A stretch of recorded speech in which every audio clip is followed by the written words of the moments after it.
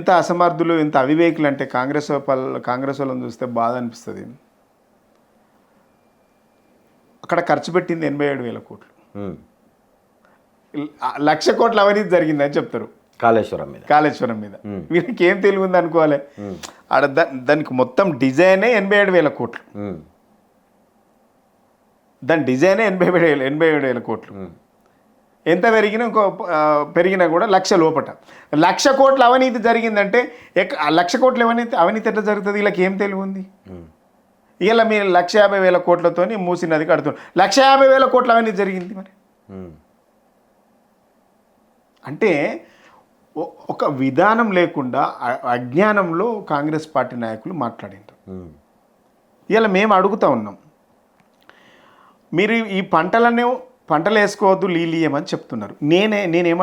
నేనేమంటున్నా అంటే ఇది ఫిబ్రవరిలో ఉన్నాం, చివరిలో 2 రోజులు అయితే మార్చికి వెళ్ళిపోతుంది. వీళ్ళు మార్చి నెలల క్రాప్ హాలిడే ఇస్తారు, ఏప్రిల్ వరకు పవర్ హాలిడే కూడా ఇస్తారు, గుర్తుపెట్టుకోండి. వీళ్ళకి చేతగాక రాబోయే 2 నెలల్లో 3 నెలల్లో క్రాప్ హాలిడే ప్రకటిస్తారు, అదేవిధంగా పవర్ హాలిడే ప్రకటిస్తారు. అంటే 10 సంవత్సరాలలో కేసీఆర్ గారు చేసినటువంటి ఆనవాళ్ళు లేకుండా చేస్తున్నటువంటి ముఖ్యమంత్రి గారు ఏవైతున్నాయో ఆనవాళ్ళు లేకుండా చేయడం అంటే సమాఖ్య రాష్ట్రంలో ఉరికంబాలకు ఎక్కినటువంటి రైతు వాళ్ళ దృష్టిలో ఉండాలి, ఆత్మహత్యలు చేసుకున్నటువంటి చేనేత కార్మికులు వాళ్ళకి కనబడాలి.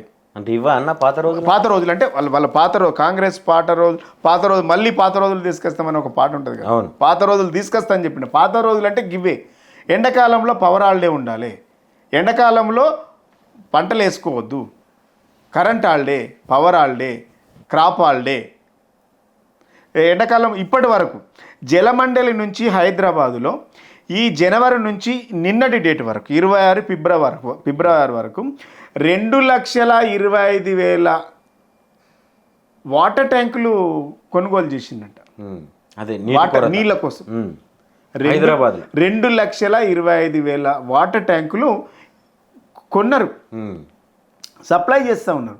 10 సంవత్సరాలు లేనటువంటి వాటర్ ట్యాంకులు మళ్ళీ ఎందుకు వచ్చినాయి అంటే ఈ 2 నెలల్లోనే మీరు 2,25,000 వాటర్ ట్యాంకులు ప్రజలు వాడినరు అని అంటే మళ్ళీ వెనకకు వచ్చినాయి అంటే మార్చి ఏప్రిల్ మే నాటికి ఖచ్చితంగా ఖాళీ బిందెలతోని రోడ్ల మీదకి అక్కా చెల్లెళ్ళు రోడ్ల మీదకి తీసుకొచ్చే పరిస్థితి కాంగ్రెస్ పార్టీ తెస్తున్నది.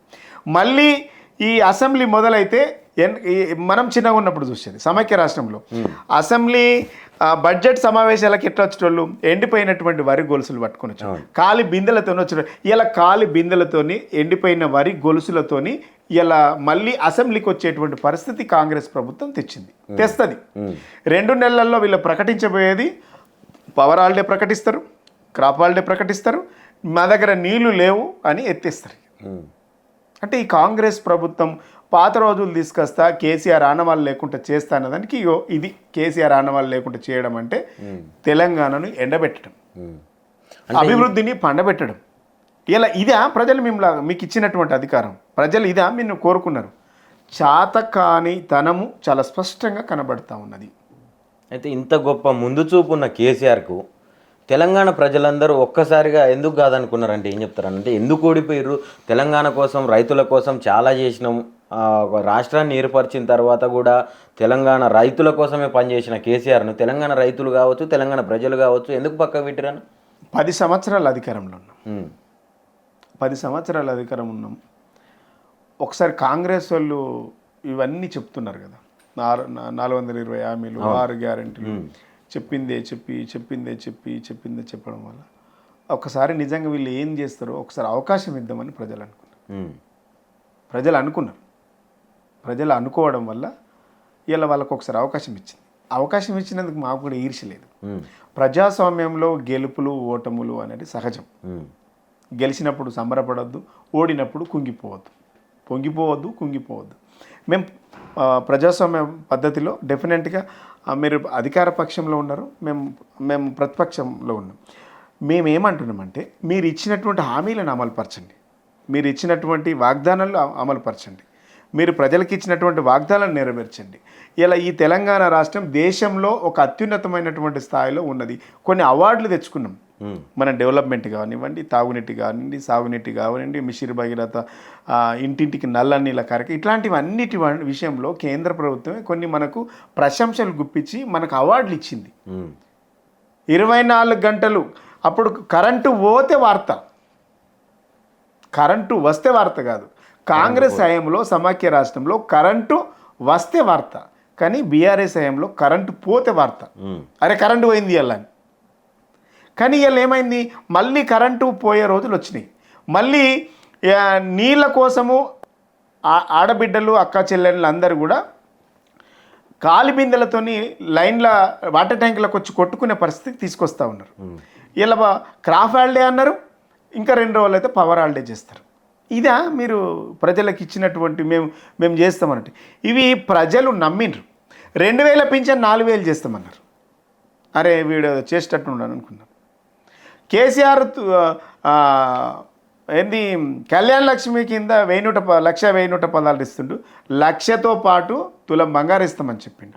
ఈ రాష్ట్రంలో కాంగ్రెస్ పార్టీ అధికారంలోకి వచ్చి 14 నెలలు అయింది. ఈ 14 నెలల్లో దాదాపు 6-7 లక్షల పెళ్లిళ్ళు అయినాయి. 6-7 లక్షల పెళ్లిళ్లకు తులం బంగారం కాదు కదా, కళ్యాణ లక్ష్మిలే తులం బంగారం కాదు కదా, ఏకన ఎండి కూడా పెట్టలేదు. 2,000 రూపాయల పింఛన్ ఇస్తామని చెప్పిండ్రు. 2,000 రూపాయల పింఛను 2,000 రూపాయల పింఛన్ కేసీఆర్ ఇస్తే 2,000 రూపాయల పింఛన్ కాదు 4,000 రూపాయల పింఛన్ ఇస్తామని చెప్పిండు. 4,000 రూపాయల పింఛను ఈ 14 నెలల్లో ₹1 అన్న పెరిగిందా అని అడుగుతా ఉన్నాం. ఈ ఉన్న 2,000 పింఛన్లలో 2 నెలల పింఛన్ ఇయ్యలే, ఇంకా పట్టుకున్నారు. ఇది నాకు తెలిసి 2001 నుంచి తెలంగాణ ఉద్యమం నుంచి నేను క్రియాశీలకంగా రాజకీయాలలో పనిచేస్తూ ఉన్నాను. ఈ 24 సంవత్సరాలలో వృద్ధులు కూడా మాకు పెన్షన్ వస్తలేదు అని రోడ్ల మీదకి వచ్చి ధర్నా చేసినటువంటి సంఘటన నేను చూడలే ఈ 24 ఏళ్ళలో. కానీ గద్వాల జిల్లాలో గద్వాల పట్టణంలో మాకు పింఛన్ వస్తలేదని రోడ్ల మీదకి వచ్చి అవ్వాతాతలు వచ్చి మాకు పింఛన్ ఇవ్వండి అయ్యా, ఆయన ఇస్తాన్న 4,000 దేవుడు వరకు ఇస్తాన్న 2,000 పింఛన్ మాకు ఇయ్యని అంటుండ్రు. మీరు ఎంతమందిని మోసం చేస్తారు? 2,000 కూడా ఇచ్చే 2,000 రూపాయల పెన్షన్ 2 నెలలు బాకీ పడ్డది అంటున్నా. మహాలక్ష్మి కింద 2,500 ఇస్తామని చెప్పిండ్రు. ఈ మహాలక్ష్మి కింద ఇప్పటి వరకు 14 నెలల్లో ఒక్క ఆడబిడ్డకు 2,500 రూపాయలు ఒక్క ఆడబిడ్డ కన్నా వచ్చినాయా అని అడుగుతా ఉన్నాం. ఏంది కేసీఆర్ కిట్, ఇప్పటి వరకు కేసీఆర్ కిట్ లేదు, న్యూట్రిషన్ కిట్ లేదు. ఆ రోజు మేము ప్రభుత్వంలో ఉన్నప్పుడు 80% డెలివరీలు ప్రభుత్వ హాస్పిటల్లో అయ్యేటి. ఇలా కనీసం 5-10% కూడా అవుతలేవు. ఎందుకు అవుతలేవు? ఎవరు ఫెయిల్యూరు? బస్తీ దవాఖానలు ఈ హైదరాబాద్ నగరం చుట్టూ 380 బస్తీ దవాఖానలు పెట్టినాం. ఇలా బస్తీ దవాఖానల సుస్థి తీయడానికి కేసీఆర్ ప్రభుత్వం హయాంలో బస్తీ దవాఖానలు పెట్టింది. ఇలా బస్తీ దవాఖానలు పట్టించుకునేటువంటి పరిస్థితి లేదు. ఎక్కడ జరిగింది? మీ ఆలోచన ఎక్కడుంది?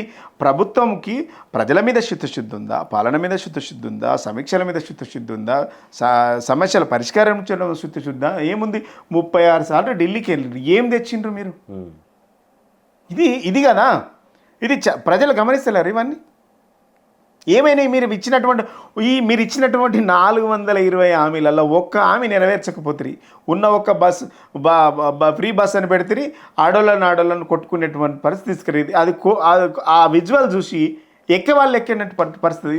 2,300 బస్సులు అసలు వేస్తలేరు. కొన్ని రిమోట్ ఏరియాలకు బస్సులే పోతలేవు.